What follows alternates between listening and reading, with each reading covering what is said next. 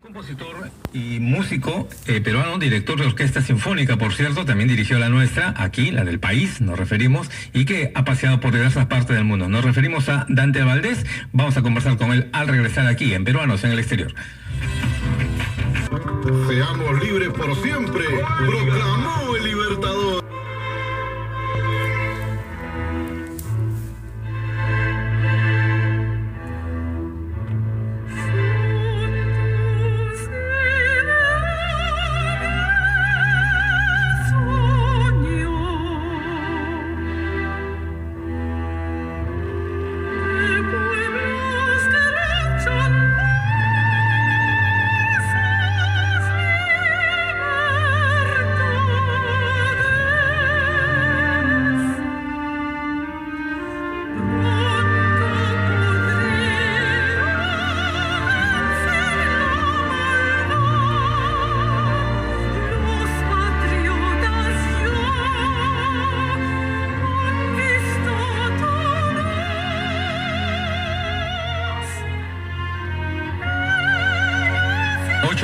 Minutos de la noche. Todas las manifestaciones artísticas también son parte aquí de su exposición en Peruanos en el Exterior, porque la manifestación artística es una genuina expresión del alma realmente, y nos complace poder tener aquí de fondo la ópera Melgar, porque es de nuestro siguiente invitado. Es una creación de Dante Valdés, que es compositor y director de orquestas sinfónicas. No solamente fue adjunto aquí de la Sinfónica del Perú, sino que también ha tenido una amplia trayectoria, que aún se continuará por muchos años, por cierto, en otras latitudes del mundo. ¿Cómo estás, Dante? Bienvenido a Peruanos en el Exterior.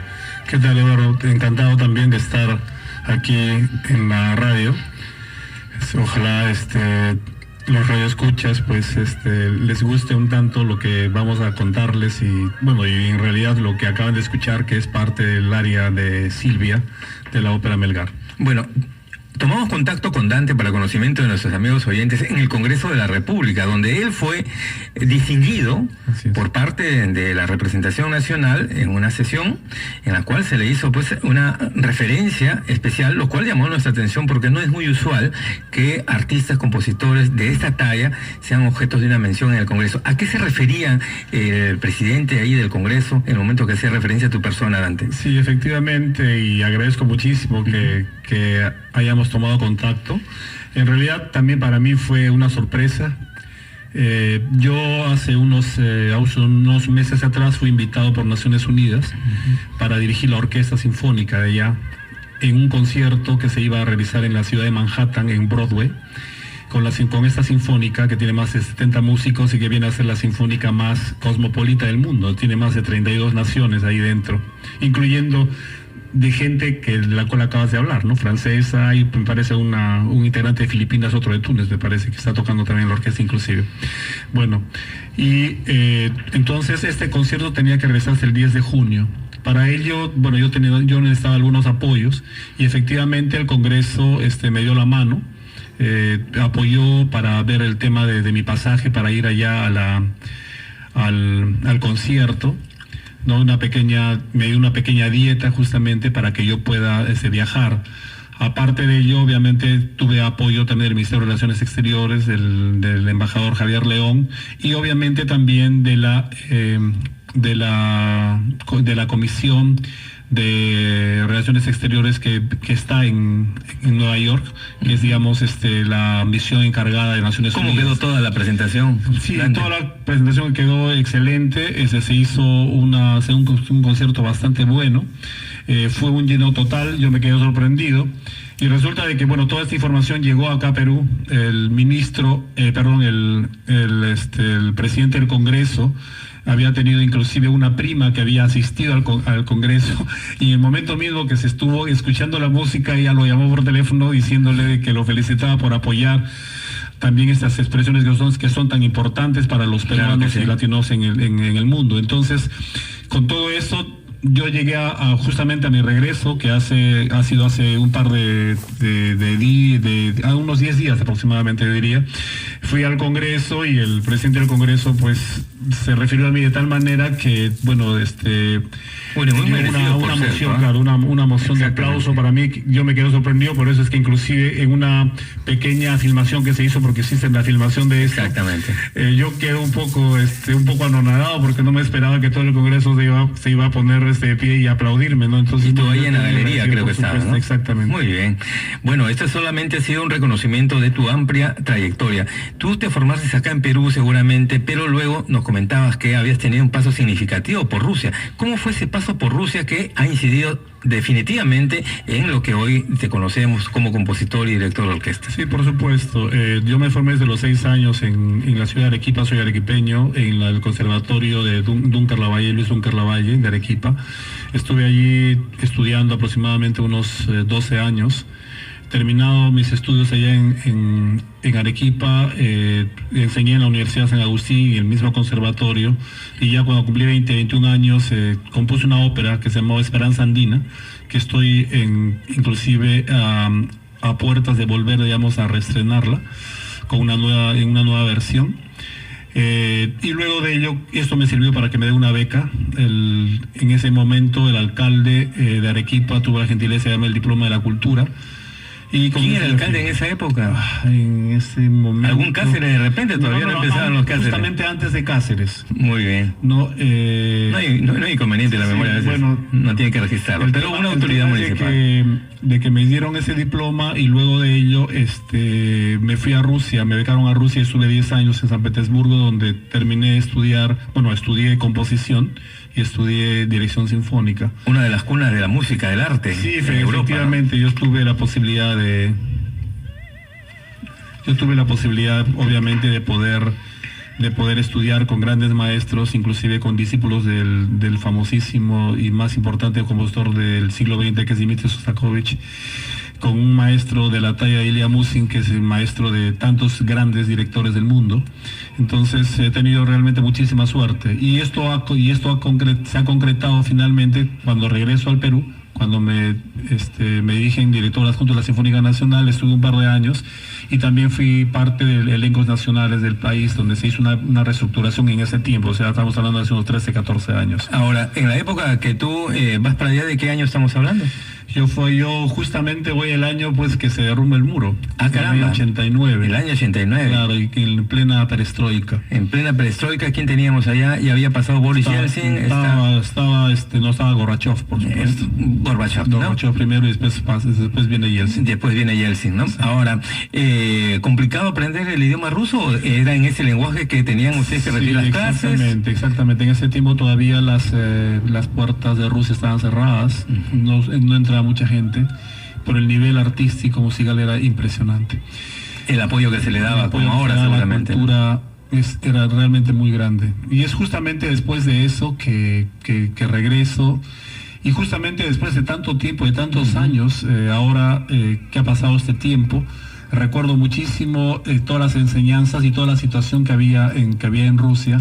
Y un poco me hubiera gustado, inclusive me gustaría trasladar muchas de esas experiencias a la experiencia, digamos, la política cultural del país, ¿no? Muy bien, me parece muy interesante, sobre todo ahora, Dante, que estamos al inicio de un nuevo gobierno. Sería muy significativo, pues, darle el impulso que las diversas manifestaciones artísticas como la música clásica merece. Pero tenemos una llamada, me parece, en este momento. Aló, buenas noches. Sí, buenas noches. ¿Con quién tenemos el gusto? Rafael Marín desde New York. Rafael Marín desde New York. Rafael, ¿cómo está usted? Bueno, aquí tenemos a uno de sus amigos a quien usted ha tratado y compartido durante su permanencia hace no muchas semanas en Manhattan, en Nueva York. ¿Qué comentarios ha recibido él? Seguramente no pudo estar presente en esos momentos de la trascendencia de lo que se ha comentado sobre la dirección que tuvo de la Sinfónica de las Américas. A mí me ha parecido una cosa totalmente extraordinaria. No saben lo que he sentido en Broadway, en el Symphony Space, que se llama el teatro, y un director arequipeño con la Orquesta de Naciones Unidas interpretando temas de Arequipa. Ha sido una emoción, pero increíble, indescriptible, diría. Rafael, ¿tú también eres arequipeño, disculpa? Por supuesto. Con razón. Entonces, eso me encantó, fue de sobremanera muy significativo. Una experiencia, sí, y después que el director principal de la orquesta haya dirigido El Cóndor Pasa. El Cóndor Pasa en Broadway. Entonces yo estuve totalmente emocionado de ver. Esta seguramente fue la primera presentación e interpretación del Cóndor Pasa con una sinfónica en un escenario como el de Broadway, ¿no? Me supongo. Y yo supongo que sí. Y ahora, si es que ustedes entran al internet para ver videos y ponen del Cóndor Pasa, creo que llega a 1 millón de temas diferentes, por diferentes orquestas, diferentes países, diferentes lenguajes, más que el New York. Entonces pienso de que tenemos una cosa que no valoramos lo que es el Cóndor Pasa, y tiene una significación muy especial para los peruanos que no tiene Chile, no tiene Argentina. Por ejemplo, efectivamente, Rafael. Vamos a seguir dialogando contigo, Rafael Marín. Vamos a regresar para seguir conversando y que tú también puedas conversar acá con nuestro invitado, con un conocido tuyo, como es tu... ¿Cómo le llamamos? ¿Compatriota o paisano? Bueno, tu paisano es pues Characato. Characato, muy bien. Rafael, regresamos contigo en unos momentos más. Rafael Marín, y en cabina, Dante Valdés, el compositor y director de orquestas sinfónicas de Arequipa, Dante Valdés. Regresamos con ellos en Peruanos en el Exterior.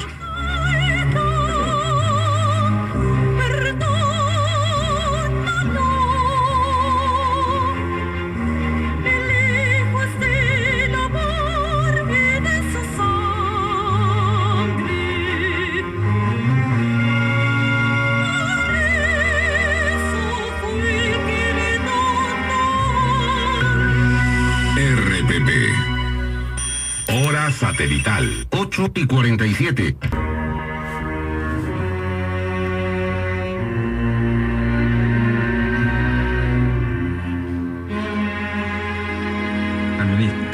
Ocho 49 minutos de la noche, seguimos dialogando aquí en estudios con Dante Valdés, compositor y director de orquesta sinfónica, no solamente en Perú, en Europa del Este, formado en Rusia, sino también ahora con este mérito de una presentación en Broadway en Naciones Unidas. Pero estamos también con Rafael Marín. Rafael, entré directamente a conversar contigo, pero seguramente tú quisieras decirle algunas palabras aquí a Dante por esta magnífica presentación en Nueva York. A Dante ya se lo he dicho en persona y se lo he dicho en una nota de prensa, que es lo más fantástico que ha podido suceder para el Perú y para Arequipa, tener un maestro, compositor y director de orquesta sinfónica tallado en la escuela de Tchaikovsky en Saint Petersburg, en Rusia, que prácticamente Saint Petersburg es la capital del mundo de la cultura, del arte, y ha sido tallado en esas canteras de Saint Petersburg. Y ahora que tenemos un presidente que es músico, él entiende lo que significa la ópera peruana y el apoyo que necesita. Tenemos suficiente talento, tenemos la música, lo que falta es el apoyo del gobierno, y espero que este nuevo ministro de Cultura lo va a hacer. Y tenemos los talentos como Dante, que están dispuestos a trabajar por la ópera peruana. Dante, quisiera hacer un comentario. Felicitaciones. ¿Sí? Rafael, ¿cómo estás? Buenas noches. Encantado de escuchar. Hola. Sí, ¿qué tal? Mira, efectivamente lo que dices es totalmente cierto, lo hemos conversado varias veces. El tema de del desarrollo de la ópera nacional es definitivamente una cosa que tenemos que hacer. Ojalá que nuestro nuevo ministro pueda darnos tribuna como para poder desarrollarle ese tema.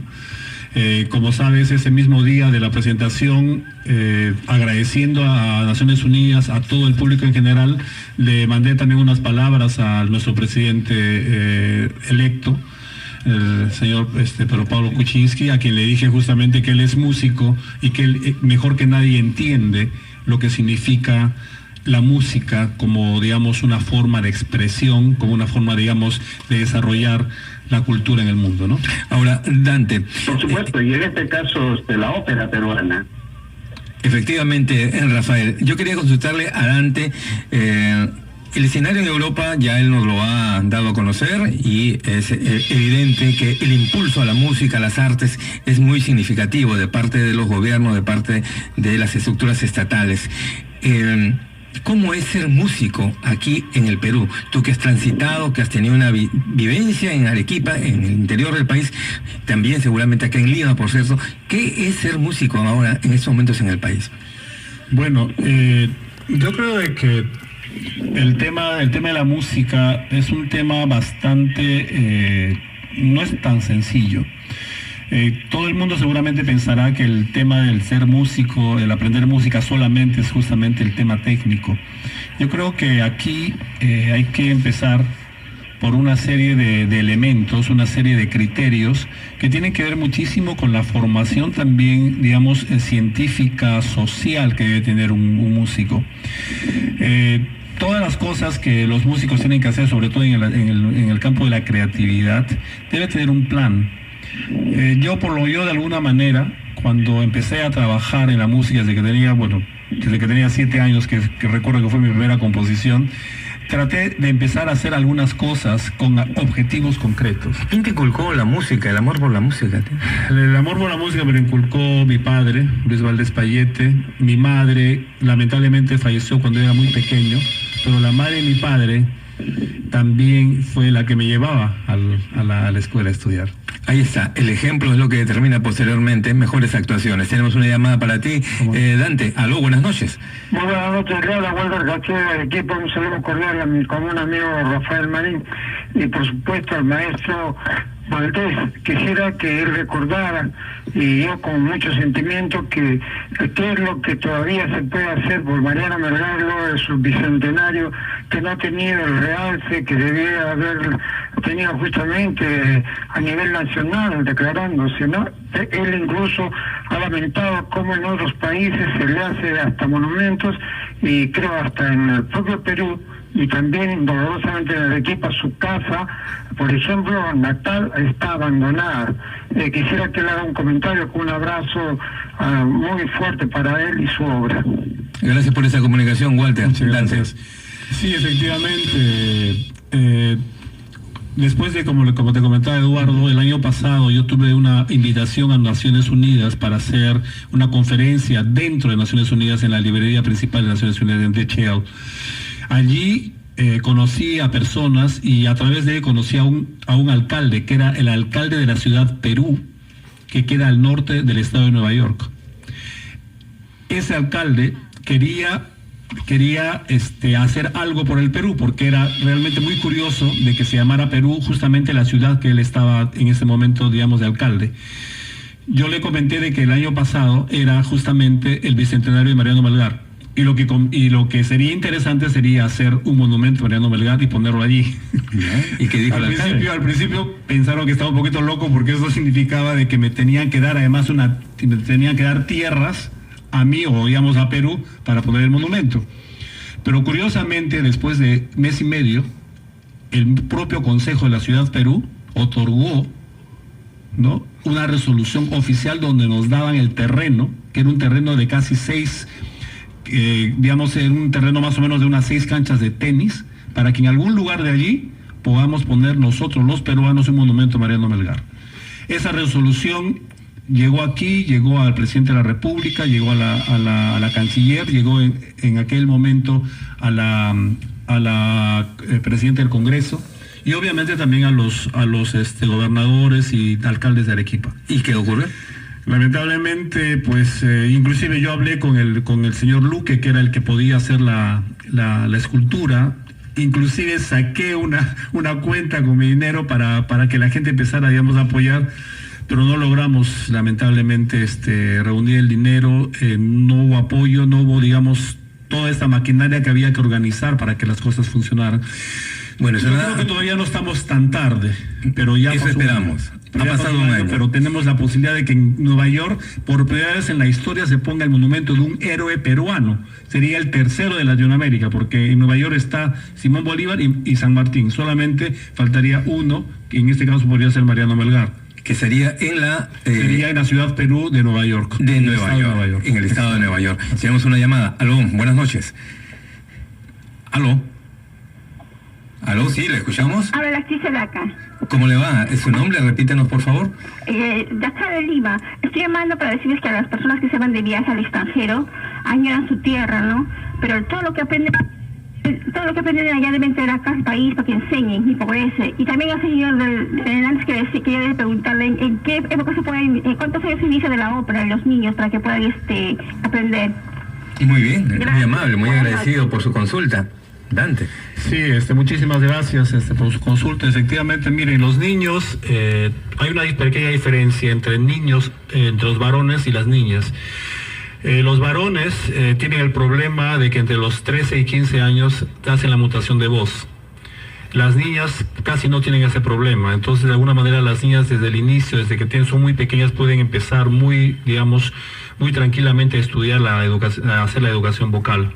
Los niños tienen que hacer un pare, entre los 12 y 15 años para la mutación, porque si ellos siguen cantando en ese tiempo podrían tener problemas. Entonces, luego de que termina a los 12 años de hacer su práctica de voz, también tiene que ser también muy suave, no tan fuerte, porque todavía las cordas vocales están débiles. Pueden reiniciar sus estudios a partir de los 16, 17 años cuando ya cambiaron la voz. Ahora, en lo que significa la ópera propiamente, partes de ópera existen para niños de 12 años hacia abajo, 12, 10, 9, en diferentes óperas, en Flauta Mágica de Mozart, en Carmen de Bizet, en óperas peruanas, inclusive la mía, en Esperanza Andina, hay parte para niños. Ellos pueden practicar. Y luego hay niños que también, obviamente jóvenes de 16, 17 años, que ya pueden también empezar a practicar de ahí hacia adelante. Es una de las cosas que de alguna manera yo como novedad empecé a dar al mundo, empecé a mostrar de que en el Perú hay ópera, por si acaso. Parece que no, ¿verdad? Parece que no. Pero sí es así. ¿Hay escuelas de formación aquí? Hay escuelas de formación, obviamente en el Conservatorio Nacional de Música se hace, pero lo que yo... Y esto de alguna manera lo mostré en varias oportunidades al Ministerio de Cultura. Yo tengo el proyecto de que acá en el Perú se debe crear la Ópera Nacional. La Ópera Nacional, pero la Ópera Nacional como una institución, como todo un aparato que signifique, el desarrollo del arte integrado. La ópera es justamente aquel arte, aquel género, que permite que todas las artes puedan trabajar en su conjunto. En ópera tenemos escenografía, tenemos a pintores, van a poder trabajar, tenemos gente que hace danza, tenemos ballet. En ópera tenemos músicos, es la orquesta que toca, tenemos cantantes. En ópera tenemos, inclusive en las óperas contemporáneas, tenemos multimedia. O sea, hay tiene un efecto multiplicador, ¿no? Y obviamente teatro. A todo nivel podemos lograr eso. Entonces, si nosotros creamos la Ópera Nacional, como existe, por ejemplo, en París, como existe inclusive ya en algunos países de acá de Latinoamérica, otras manifestaciones artísticas van a poder confluir ahí. Exactamente, y no solamente eso, se va a poder hacer además un trabajo, con una base más ancha, o sea, que sea un tanto muchísimo más multicultural. Entonces, de esa manera vamos a impulsar inclusive a nuestros propios compositores que sigan componiendo. Aquí en el Perú, la gente piensa que los compositores no compusieron óperas, están equivocados. Aquí en el Perú se han escrito más de 15 óperas, de las cuales hay con vida una, que se llama Ollanta. Exactamente. Está Atahualpa, que le escribió también Vallerriestra y el primer acto. Pero hay otras óperas que se han escrito que la gente no conoce. Yo les cuento una pequeña anécdota así, en 30 segundos. Hace un par de años, una importante solista del Coro Nacional fue a la ciudad de Argentina para cantar una parte de una ópera de Elixir de Amor, si no me equivoco. En una entrevista que tuvieron en Argentina, ella había grabado conmigo.